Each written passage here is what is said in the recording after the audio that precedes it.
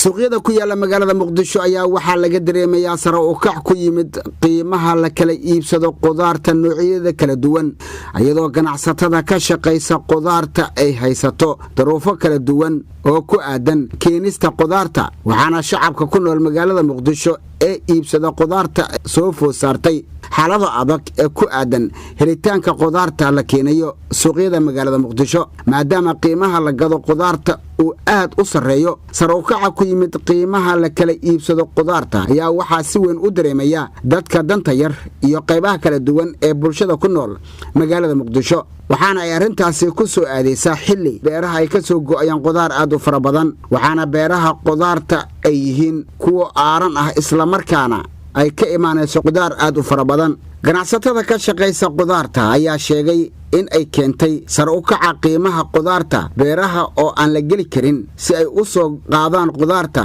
qoyaan fara badan ee ku aadan roobabkii sanadkan ka da'ayay ee ka jira beeraha iyo wadooyinka oo badanaaba ay ka jirto ciriiri aad u fara badan qaar ka mid ah ganacsatada qudaarta ayaa ka hadlay dhibaatooyinka ay ku qabaan helitaanka qudaarta noocyada kala duwan waxayna sheegeen qiimaha la kala iibsan jiray xilliyadii hore iyo qiimaha isbedelka ah ee hadda la kala iibsado qudaarta noocyada kala duwan Bashiir Ahmed Kaash qudaarta hadda waxa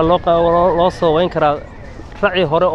oo burburay iyo raacan dambe aan wali soo gaarin wadanka oo aan si fiican u soo bixin intaas ama taqaana loo soo wayn karaa iyo wadooyinka xoogaa adkaaday oo qudaartii dadkii beerihii xoogaa ku adkaadeen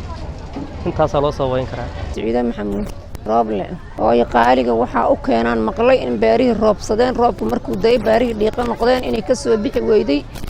marka in cagaf looga soo bixiyay kadibna runeed lagu soo qaaday meeshii caasi uu ka soo qaadi jiray sidaas awooda qarashkaas galay oo tirada badan leh ayaa qaaliyay sidaasan maqlaanaw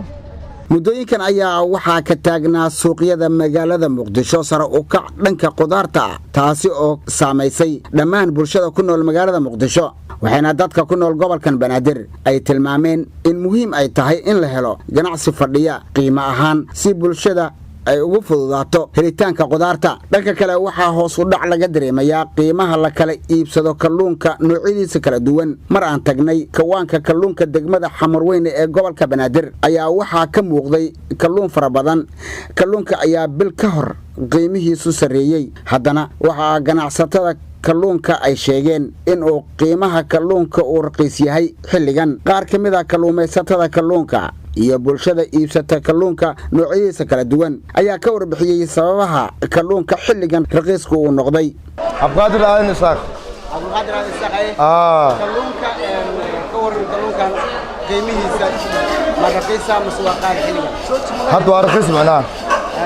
hadda qiimaha waa raqiis macnaa ilaahay noo soo jibiyay hadda maxaa soo raqiisay hadda macnaa shiraalka soo raqiisay inta tikadka shiraalka raqiis noqto maalin raqiis noqonaa laakiin tab shiraalka qaali noqto maalin qaali noqonaya علي عمر نمعدة علي عمر نمعدة هذا علي ورني أنا والله صوت دكتور سعودي أنا هاي كون واقرك بركب بيلونه ودقن وأنا حمر مدقني سفيان بركب والله كان سعودي أنا وقادين جري واقرك بركب بحيان شيلين جري هرو وقادين جري سفيان يوم بقى وحلي قسين جري $5 يبر